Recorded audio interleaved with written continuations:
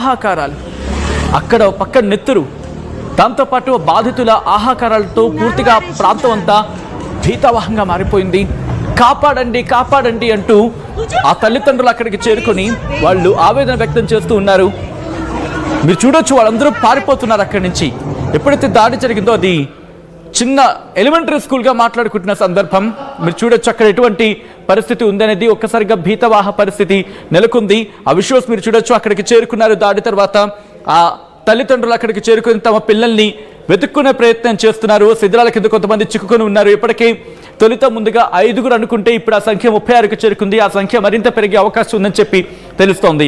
ఇరాన్లోని girls school దగ్గర బాంబుల వర్షం పడిన తర్వాత మీరు చూడొచ్చు పూర్తిగా ధ్వంసం అయిపోయింది. స్లాబ్ విరిగిపోయింది.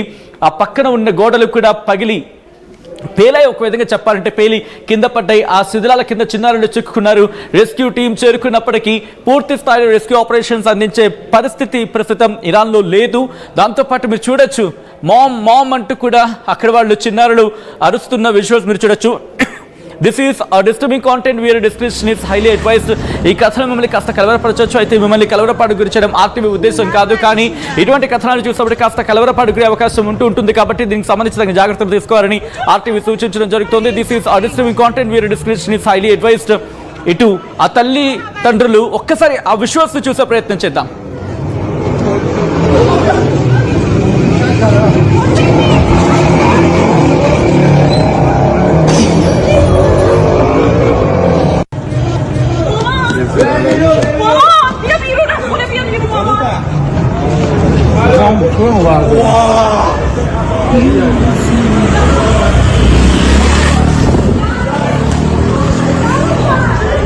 خونه رو برای چی زن؟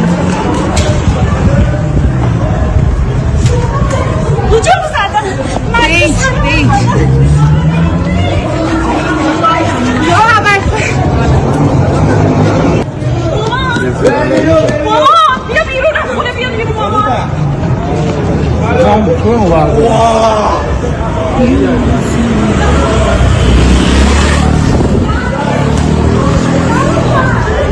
خونه رو برای چی زن؟ అక్కడ మీరు చూడొచ్చు ఒక ఇంటి మీద దాడి జరిగింది. ఎలిమెంటరీ స్కూల్ అక్కడే ఉన్నట్టుగా తెలుస్తోంది. ఆ ఇంటి మీద దాడి జరిగినప్పుడు మామ్ మామ్ అంటూ వాళ్ళు పరిగెడుతున్న విజువల్స్ మీరు చూస్తున్నారు. ఓ మై గాడ్ అంటూ వాళ్ళు మాట్లాడుకుంటూ ఉన్నారు. దాంతోపాటు ఎవరు బాంబు దాడి చేశారు, ఎందుకు దాడి చేశారంటూ కూడా వాళ్ళు అక్కడ భీతవాహ పరిస్థితుల్లో మాట్లాడుకుంటూ భయభ్రాంతులకు లోనవుతూ అటు ఇటు పరిగెడుతూ వాళ్ళ ప్రాణాలను రక్షించుకునే ప్రయత్నం చేస్తున్నారు. ఇరాన్పై మెరుపు దాడికి తెగబడింది ఈరోజు ఇజ్రాయెల్ అండ్ అమెరికా. అక్కడ వాళ్ళ ప్రాణాలని బలి తీసుకుందని చెప్పుకోవాలి. ఇంకా 36 మంది మరణించారు ఈ ఘటనలో. ఒక్కసారి దీనికి సంబంధించి ఇన్ఫర్మేషన్ అందించేందుకు కళ్యాణ్ లైవ్లో సిద్ధంగా ఉన్నారు. ఒకసారి కళ్యాణ్ దగ్గరికి వెళ్ళే ప్రయత్నం చేస్తాను. కళ్యాణ్ మరింత డీటెయిల్ ఇన్ఫర్మేషన్ అందించే ప్రయత్నం చేస్తారు. కళ్యాణ్, ఏకంగా ఒకరు కాదు ఇద్దరు కాదు 36 మంది ప్రాణాలు కోల్పోయారు ఇరాన్లో జరిగిన ఈ ఘటన నేపథ్యంలో. లీడర్షిప్ హెడ్ క్వార్టర్ని ఇక్కడ టార్గెట్ చేస్తున్నట్టుగా అక్కడ వాళ్ళు మాట్లాడుకుంటున్న దాన్ని బట్టి అర్థమవుతోంది. ఆ విజువల్ని చూసే ప్రయత్నం చేస్తున్నాం. ప్రస్తుతం దీనికి సంబంధించి పరిస్థితులు ఎలా ఉన్నాయి? రెస్క్యూ ఆపరేషన్స్ ఏమైనా జరుగుతున్నాయో, జరిగే అవకాశం కనిపిస్తోందా? ఎందుకంటే మొత్తం మిలిటరీ అంటే వాళ్ళకి సంబంధించి మిలిటరీగా మాట్లాడుకునే ఐఆర్జీసీ అంతా కంప్లీట్గా ఆపరేషన్స్లోనే బిజీ అయ్యి ఉంది. ప్రస్తుతం రెస్క్యూ ఆపరేషన్స్ కంటిన్యూ అవుతున్నాయో, కాపాడే అవకాశం కనిపిస్తోంది అక్కడ వాళ్ళని? రైట్ సచిన్, మనం చూస్తే కనుక సాధారణంగా ఐఆర్జీసీకి సంబంధించిన అంటే ఈ గార్డ్స్ కి సంబంధించిన బిల్డింగ్స్ ఏవైతే ఉన్నాయో వాళ్ళు ఇరాన్ చాలా స్ట్రాటజిక్ గా సివిలియన్స్ ఉన్న పరిసర ప్రాంతాల్లోనే ఈ ఆఫీసెస్ ని వాళ్ళు బిల్డ్ చేశారంటూ ఇటు ఇరానియన్స్, లోకల్ ఇరానియన్స్ కూడా చెప్పుకొచ్చారు. ఎందుకంటే ఎప్పుడైనా ఇలాంటి స్ట్రైక్స్ జరిగినప్పుడు సివిలియన్స్ ఉంటారు కాబట్టి కొంత స్ట్రైక్ చేయడానికి అమెరికా కానీ ఇజ్రాయెల్ కానీ ఆలోచిస్తారు అన్న ఉద్దేశంతో ఇలాంటి బిల్డింగ్స్ ని సివిలియన్స్ బిల్డింగ్స్ మధ్యలో కట్టారు అంటూ గతంలో చెప్పుకొచ్చారు. సో మొత్తానికైతే అలాంటి ఒక బిల్డింగ్ ఈ మినాబ్ అనే ప్లేస్ ఏదైతే ఉందో, ఈ మినాబ్ అనే సిటీ ఇది సదర్న్ ప్రావిన్స్ ఆఫ్ హర్మోజ్గాన్ అనే ఒక ప్లేస్, ఒక ప్రావిన్స్ కి సంబంధించి అక్కడ ఎలిమెంటరీ గర్ల్స్ స్కూల్ అని చెప్పుకోవచ్చు. ఈ గర్ల్స్ స్కూల్ మీద ప్రస్తుతానికి ఆ స్కూల్ పరిసర ప్రాంతాల్లోనే ఇటు పారామిలిటరీ ఐఆర్జీసీ రెవల్యూషనరీ గార్డ్స్ కి సంబంధించిన ఒక బేస్ ఉంది. ఆ బేస్ నుంచి ఆపరేట్ చేస్తుంటారు. దాన్ని టార్గెట్ చేస్తూ మొత్తానికైతే ఈ స్ట్రైక్స్ జరిగినట్టు తెలుస్తుంది. కానీ మొత్తం మీద ఆ స్కూల్ కి సంబంధించిన ఆ బిల్డింగ్ ధ్వంసం అవ్వడంతో మొత్తానికి అక్కడ పిల్లలు మొదటగా ఎర్లీ స్టేట్మెంట్స్ మనం చూస్తే కనుక క్యాజువాలిటీస్ ఓన్లీ 5 మెంబర్స్ ఉన్నారు అంటూ రిపోర్ట్ చేశారు. దాని తర్వాత క్యాజువాలిటీస్ కాస్త 24కి చేరుకున్నాయి. ఇటు ఫార్స్, ఇరాన్ కి సంబంధించిన ఫార్స్ అనే ఒక న్యూస్ ఏజెన్సీ చాలా క్లియర్ గా 24 మంది ఫ్యాటలిటీస్ ఉన్నారు అంటూ చెప్పుకొచ్చే ప్రయత్నం చేసింది. ఇటు లోకల్ డిస్ట్రిక్ట్ అడ్మినిస్ట్రేషన్ కూడా చెప్పుకొచ్చే ప్రయత్నం చేసింది. ఓవరాల్ గా ఇప్పుడు రీసెంట్ రిపోర్ట్స్, ఇటు IRNA న్యూస్ ఏజెన్సీ మాత్రం మొత్తంగా చనిపోయిన స్కూల్ పిల్లలు 40 మంది ఉన్నారు అంటూ చెప్పుకొస్తున్నారు. సో దురదృష్టమైన వార్త అని చెప్పుకోవచ్చు. ఒక రకంగా 40 మంది పిల్లలు చనిపోయారు. దీనికి సంబంధించి ఇటు సెక్యూరిటీ ఫోర్సెస్ అలాగే ఇరాన్ కి సంబంధించిన ఆఫీషియల్స్ కూడా ప్రస్తుతానికి రెస్క్యూ ఆపరేషన్స్ అయితే చేస్తున్నారు. కానీ జరగాల్సిన నష్టం అయితే ఆల్రెడీ జరిగిపోయింది. సచిన్, దాదాపు 40 మంది పిల్లలు చనిపోయారు. సుమారుగా 40 మంది పిల్లలు చనిపోయారు. ఒక్కసారి డెత్ టోల్, ఒకసారి దానికి సంబంధించిన ఇన్ఫర్మేషన్ మరొకసారి చెప్పే ప్రయత్నం చేస్తా. The civilian death toll from the joint US-Israeli strikes has surged. అవి పెరిగాయి. ఇరానియన్ స్టేట్ మీడియానే 40 మంది అని చెప్తుంది. సో ఆ 40 కాస్త ఇంకా ఇంక్రీజ్ అయ్యే అవకాశం కూడా ఉన్నట్టుంది సచిన్. సో మొత్తం మీద ప్రస్తుతానికి 40 మంది. అక్కడ రెవల్యూషనరీ గార్డ్స్ కి సంబంధించిన ఒక బేస్ కూడా ఆ స్కూల్ కి పరిసర ప్రాంతాల్లోనే కావాలనే స్ట్రాటజిక్ గా ఇలాంటి బిల్డింగ్స్ ని సివిలియన్స్ బిల్డింగ్స్ పక్కనే బిల్డ్ చేశారు అంటూ కొంతమంది ఇరానియన్స్ కూడా చెప్పుకొచ్చే ప్రయత్నం చేశారు.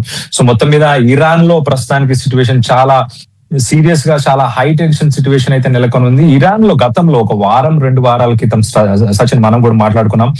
ఇటు ఇండియన్స్ ఎవరైతే ఇరాన్ లో ఉన్నారో, ఎవరైతే వీసాస్ మీద, స్టూడెంట్ వీసా కావచ్చు, ఇటు టూరిస్ట్ వీసా, బిజినెస్ వీసాస్ మీద దాదాపు 10,000 మంది ఇండియన్స్ అక్కడికి చేరుకున్నారు. ఆ 10,000 మంది ఇండియన్స్ కి ఇటు ఇండియన్ ఎంబసీ అలాగే ఇండియన్ ఎక్స్టర్నల్ అఫైర్స్ మినిస్ట్రీ కూడా, MEA ministry of external affairs కూడా ఒక సర్క్యులర్ ని, ఒక ప్రెస్ రిలీజ్ ని కూడా ఇటు ఎంబసీ నుంచి కూడా పంపించే ప్రయత్నం చేసింది. ఎవరైతే ఇరాన్ లో ఉన్నారో ఇండియన్స్ వాళ్ళందరూ ఇమీడియట్ గా ఎలాంటి ట్రాన్స్పోర్ట్ దొరికినా అక్కడి నుంచి వెళ్ళిపోండి అని ఒక 10 రోజుల క్రితమే చెప్పారు. అయినా కూడా ఇప్పటికీ కొంతమంది ఇండియాకి సంబంధించిన స్టూడెంట్స్ ఇరాన్ కి సంబంధించిన కొన్ని ప్లేసెస్ లో, ఇస్ఫహాన్ అలాగే తెహరాన్ ఇలాంటి ప్లేసెస్ లో కొన్ని యూనివర్సిటీలో చదువుతున్న విద్యార్థులకు సంబంధించిన వీడియోస్ ఇంతకుముందు మనం చూసాం. వాళ్ళు ఇప్పుడు హెల్ప్ కావాలి, మాకు ఎలాగైనా మమ్మల్ని రక్షించండి అంటూ వాళ్ళు కూడా వాళ్ళ ఆర్తనాదాలు కూడా విన్నాం. మొత్తానికైతే వాళ్ళు కనుక వాళ్ళ డాక్యుమెంట్స్ ఒకవేళ రెడీగా ఉంటే అక్కడున్న ఎంబసీస్ కావచ్చు, అవి వాళ్ళని అక్కడి నుంచి, ఇరాన్ నుంచి పరిసర దేశాలకి కానీ ప్రాంతాలకి కానీ పంపించే ప్రయత్నం చేస్తున్నారు. ప్రస్తుతానికి ఇరాన్ లో సిచ్యువేషన్ ఎలా ఉంది ఒక్కసారి అది కూడా చెప్పే ప్రయత్నం చేస్తారు. ఇరాన్ లో మనం చూస్తే కనుక సెల్ ఫోన్స్ కానీ, రేడియో స్టేషన్స్ కానీ ఏమీ పనిచేయట్లేదు. ఎవరి ఫోన్స్ కూడా వర్క్ చేయట్లేదు. ప్రతి గ్యాస్ స్టేషన్ ముందు కూడా ప్రస్తుతానికి కార్స్ నిలబడి ఉన్నాయి. సిటీస్ నుంచి సుదూర ప్రాంతాలకి, ఇటు రూరల్ ప్లేసెస్ కి వెళ్ళిపోదామన్న ఉద్దేశంతో సిటీలో ఉన్న ప్రజలందరూ కూడా ప్రస్తుతానికి కార్లు తీసుకొని దగ్గరలో ఉన్న పెట్రోల్ బంకులకి వెళ్లి ప్రస్తుతానికి అక్కడ వెయిట్ చేస్తున్నారు. కొంత పెట్రోల్ దొరికిన తర్వాత అందరూ సిటీని ఖాళీ చేసి అక్కడి నుంచి ప్రాణాలను బతికించుకోవాలన్న ఉద్దేశంతో, పారిపోవాలన్న ఉద్దేశంతో వాళ్ళందరూ ప్రయత్నాలు చేస్తున్నట్టు కూడా తెలుస్తుంది. Sachin, this is the latest update, latest situation in Iran.